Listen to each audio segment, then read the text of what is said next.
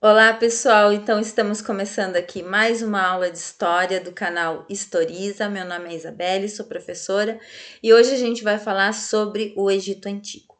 O Egito é uma civilização que ela desperta muita curiosidade na gente. Primeiro porque, em primeiríssimo lugar, porque existem uma série de vestígios arqueológicos que ainda estão lá no Egito Antigo, como pirâmides, múmias, inscrições, artefatos, a esfinge e tudo mais. Tudo isso faz com que o nosso imaginário fique muito poluído de o que foi essa civilização, por que construíram assim, como construíram as pirâmides, né, com tecnologias tão antigas, relativamente primitivas e tudo mais. E em segundo lugar, porque o cinema, os jogos eletrônicos, os documentários, as redes de TV, elas acabaram produzindo muito material a respeito dessas civilizações antigas. Então, vocês vão encontrar lá em vários canais, em vários sites, muitos documentários falando sobre o Egito, falando sobre suas maravilhas.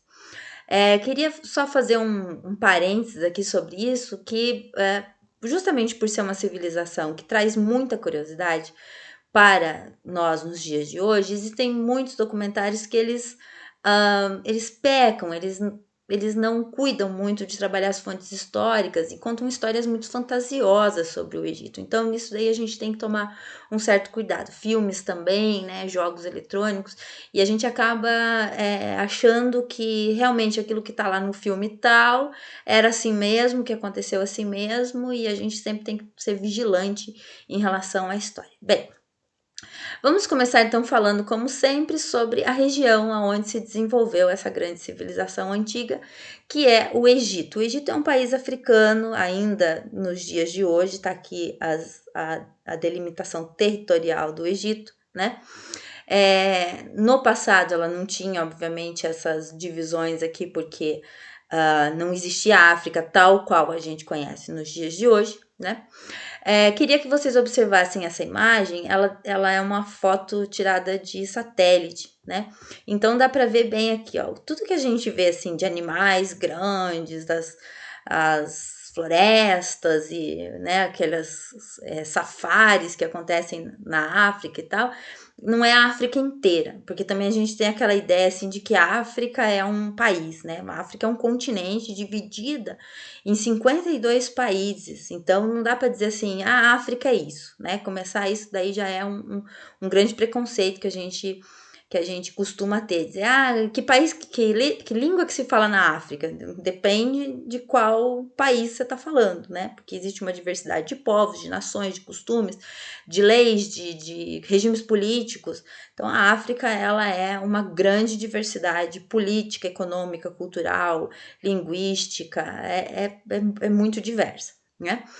É, Aqui na foto, vocês observam, então, o deserto do Saara, que também é conhecidíssimo como um dos maiores desertos de areia do mundo, talvez o maior do mundo, é, e, e o Egito ficando aqui meio que, quase que encerrado ali, né, meio que presinho ali entre o deserto do Saara, o Mar Mediterrâneo, que divide a África do continente europeu, e o Mar Vermelho, conhecidíssimo na história religiosa por conta de Moisés, que fez lá a suposta abertura do Mar Vermelho, para fugir com o seu povo, que estava cativo no Egito, para a Terra Santa, que é motivo para uma próxima aula. Né? Então, a civilização egípcia, ela se desenvolveu basicamente no entorno dessa linha verdinha que vocês estão vendo aqui, ó.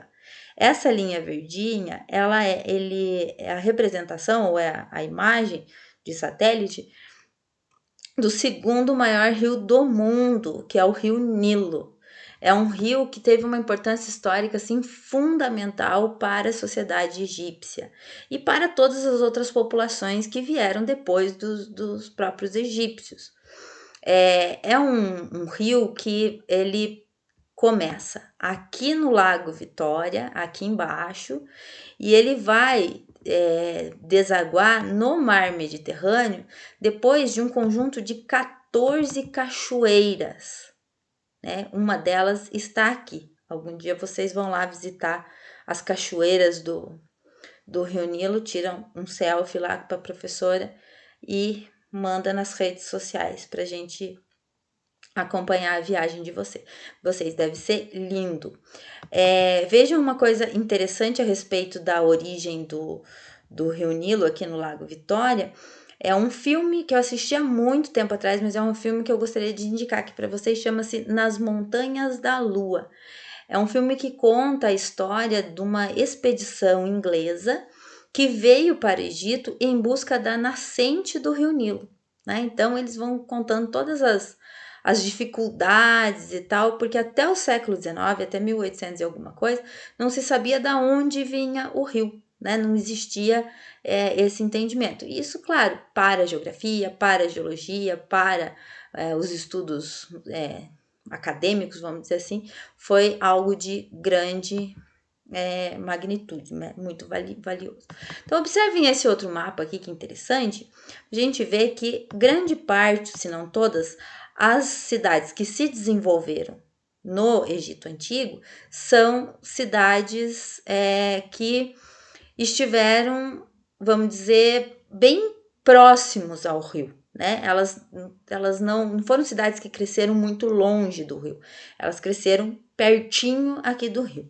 Durante bastante tempo, o Egito ele foi dividido entre Baixo e Alto Egito, com duas capitais, com dois governantes, e que depois de uma série de conflitos, confrontos ali entre os dois governantes, ela acabou sendo unificada. Então, observem aqui, a gente vê as coroas, né, que era usada a coroa branca do Alto Egito, a coroa vermelha do Baixo Egito, e depois quando houve a unificação para a formação do Império Egípcio, a junção das duas coroas, né, do Baixo e do Alto Egito. É importante vocês observarem a questão do Egito em comparação com a Mesopotâmia, por exemplo, que é uma aula que eu já dei aqui e eu gostaria que vocês assistissem para quem não assistiu. A Mesopotâmia, diferente do Egito, ela era um conjunto de cidades-estados. Não tinha uma pessoa que governava, né? Não tinha um faraó, não tinha um representante único. Cada cidade tinha seu representante e as cidades viviam em atrito. No Egito, tirando esse evento, esse confronto entre Alto e Baixo Egito, os egípcios eles viviam mais ou menos numa certa harmonia. Tinham outros povos invasores, tinham várias batalhas com os persas, com os hicsos, né, com outros povos que tentaram, os gregos também tentaram invadir ali, eles colocaram os seus exércitos. Porém, a história do Egito ela foi mais ou menos, relativamente durante um certo período, mais harmônica no sentido de ter um único governante. Esse governante ele era chamado de faraó, o representante ou a encarnação, melhor dizendo, a encarnação de Deus na Terra. Então eles acreditavam assim que quando um rei morria, ele ia para um panteão de deuses e lá ele acabava virando mais um deus. Essa aí, a anterior, são estátuas que ainda são encontradas lá no Egito, que eram feitas em homenagem, então, a esses faraós. Talvez o faraó mais conhecido de toda a história, porque virou almofada, virou cortina, edredom, tapete de banheiro e tal, é o Tutankhamon, né? Que foi essa aqui é uma máscara funerária do grande faraó Tutankhamon. Ela foi descoberta no século XIX. Daqui a pouco eu vou mostrar a múmia do Tutankhamon para vocês. Quem é meio sensível, saia da sala, não assista, pula essa parte do vídeo. Mas a múmia dele foi encontrada e foram feitos vários testes na múmia para saber a idade que ele tinha morrido, do que ele tinha morrido, né? E isso vai recompondo, vai recontando a história da civilização para nós, né? Vocês podem ver, quanto mais, vejam, é uma máscara feita em ouro, né? E essas pedrinhas em azul aqui que vocês estão vendo, ela é uma tirinha de uma pedrinha que é encontrada no Afeganistão, que é a lápis lazuli. Os jogadores de Minecraft sabem do que eu estou falando, porque o lápis lazuli é uma pedrinha que o Minecraft ele recuperou, né? Então é uma pedra preciosa, até hoje ela é uma pedra muito bonita, ela é bem azulada realmente. E quanto mais ouro, e quanto mais pedras preciosas, e quanto maiores fossem as pirâmides, as estátuas e tal, mais poder aquele faraó, ou aquele representante, aquele político da época, vamos dizer assim, ele poderia expor ao seu povo, né? Tem até algumas falas assim do Ramsés, que foi também um grande faraó. Ele diz assim: quanto maiores forem, nossa, tá difícil. Quanto maiores forem as nossas construções, mais o povo vai ver o meu poder, né? E mais ao estar satisfeito com o meu poder, mais entendimento ele vai ter de que eu realmente sou um Deus, né? Essa era mais ou menos a ideia que eles tinham. Muito bem. Uma coisa muito importante que veio lá do Egito para nós são a forma de fabricação do papel, né? Eles tinham um sistema de escrita também, assim como os mesopotâmicos, e eles escreviam nesse papel aqui, que era o chamado papiro, porque vem da planta papiro, que era uma planta que tinha bastante lá nas margens do Rio Nilo, e eles tinham toda uma técnica de produção desse papiro. Então, eles cortavam assim o caule, né, da planta, tiravam as tirinhas, entrelaçavam as tirinhas, deixavam as tirinhas secando em cima de um peso de papel, um peso para aquele papel, e ela ficava uma folhinha na qual eles escreviam. Originalmente, como já falei para vocês sobre a escrita cuneiforme lá na Mesopotâmia, a escrita egípcia ela também tinha uma função administrativa, de fazer registros de produção agrícola, animais, trocas comerciais e tudo mais. Com o passar do tempo, a gente vai ter, mas tem poemas, tem o livro dos mortos, tem encantamentos, orações, tem até receitas, sabe, de como fazer determinados remédios e tal. Quer dizer, os egípcios realmente eles foram um povo muito, muito maravilhoso. Bem, voltando à questão do Rio Nilo, eu tava falando sobre o papiro e tal. Uma coisa importante aqui, ó, esse pedacinho eu tirei de um livro didático, essa imagem, esse pedacinho aqui, é esse pedacinho aqui, o chamado delta do Rio Nilo, como eu comentei com vocês. Esse pedacinho aqui, ó. Esse daqui, né? Então, olhando mais de perto nessa representação didática, a gente pode ver assim que as pirâmides, por exemplo, as famosas pirâmides do Egito, elas estão aqui no Baixo Egito, próximo do delta, né?